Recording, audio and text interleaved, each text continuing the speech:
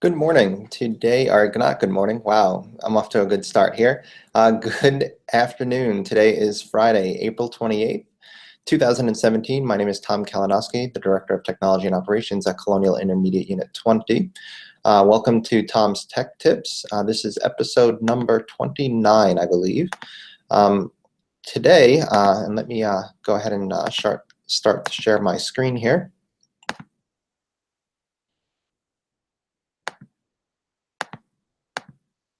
All right.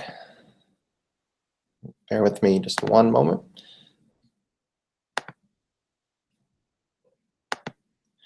All right. In today's episode, what we're going to go over is the SumIf function. Last time we went over the CountIf function, which counted the number of occurrences of a certain piece of data if it matched a criteria. This time we're going to sum numbers. So in this case, let's say we had various numbers in this first column here, and in the second column here we had list of counties. And let's say we wanted to know what the sum of these numbers were that matched Northampton, Monroe, and Pike. And we didn't want to have to manually do it. So there's a way that we could automatically do that. So the first thing I'd like to do is get all of the unique values out of this column. So this is a rather short data set, so we know that the unique values are Northampton, Monroe, and Pike, but this could be hundreds and hundreds of records, and we wouldn't want to have to go through all of the records to find all of the unique entries. So what we could do is we could use a formula called unique.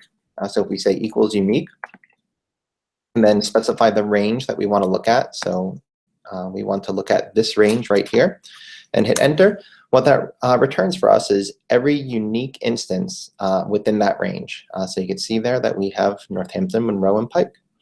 So that's the first step. So the next part is the summing part. So again, we want to sum all of the numbers that match Northampton. We want to sum all of the numbers that match Monroe and Pike. So we'll get started with that. We begin every function again with an equal sign.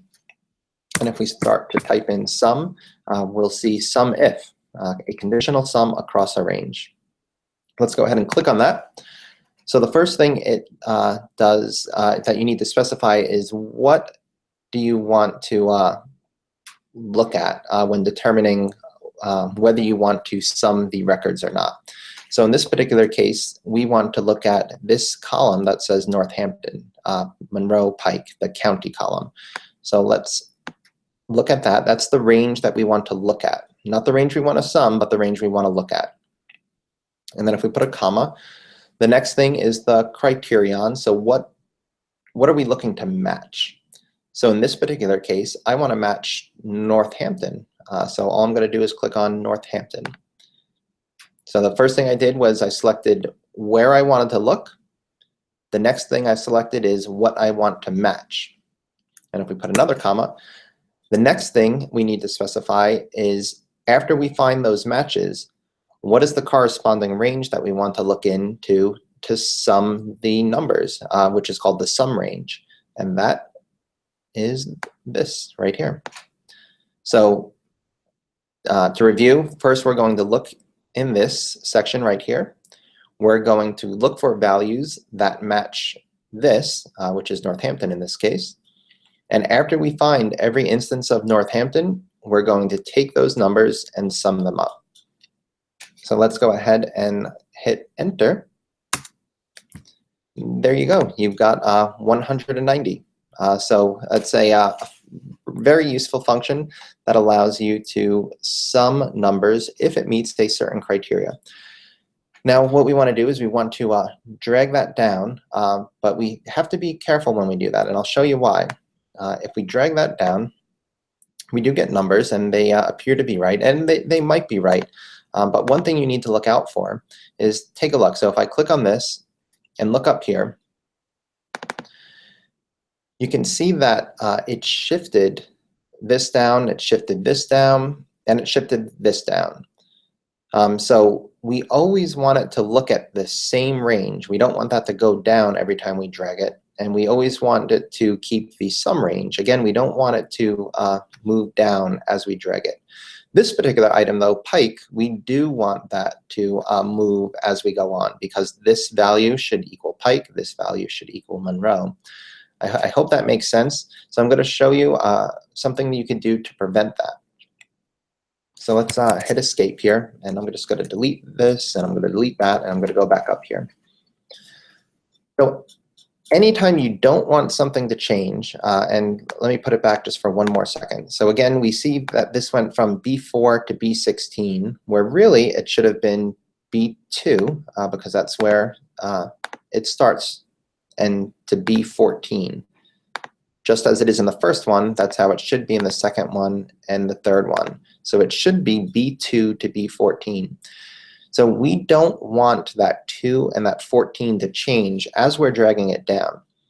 So how we can do that is we could put a $ in front of it. I know it's probably really weird, but that is the value that Excel sheets, any spreadsheet application uses to make that value static and not change as you drag the formula down. So we put it before the 2 there. We also need to put it before the 14.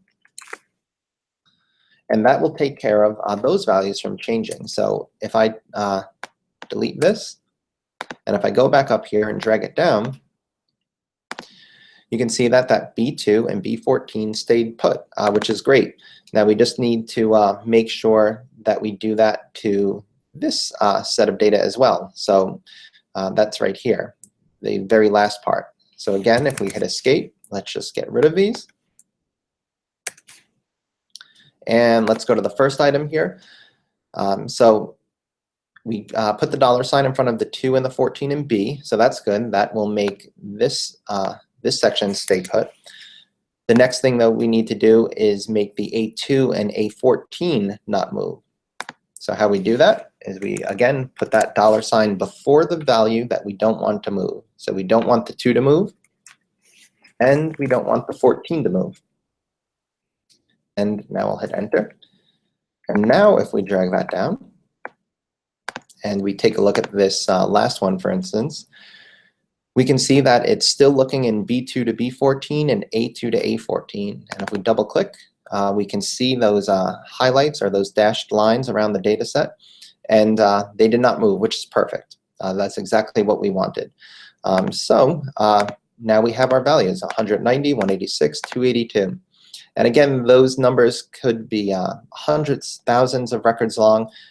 You can really have anything in there. I mean, maybe, I don't know, number of absences or number of occurrences of an event. The county could be anything. It could be, I don't know, days of the week. Really, absolutely anything. So you can sum, excuse me. Sorry, that's one downside of doing this live.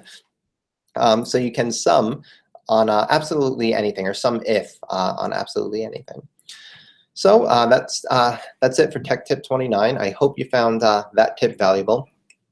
And my last tip, I told you that I had a couple of Steelhawks tickets left.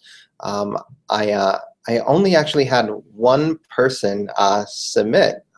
So let me stop sharing my screen here for a second. All right. Yeah, so I only had one person submit, and that person is Rachel Lane. So Rachel, if you're in the building, you could come down and see me. Otherwise, I'll leave the tickets for you at the front desk for you to pick up. Congratulations. If anyone has any questions about this, please let me know. Again, I'll put a link to this sheet in the notes right below this video, so you can review them later. And if you have any suggestions or comments for future episodes, please bring them my way. I do enjoy doing these, but I'd enjoy them even more if I have questions from you guys coming my way. And it's really, I guess, a chance for me to do help you with your work, and I'd be glad to do that. So again, put those comments in the comments field below, and I will see you again next time. Have a great weekend, everyone. Bye.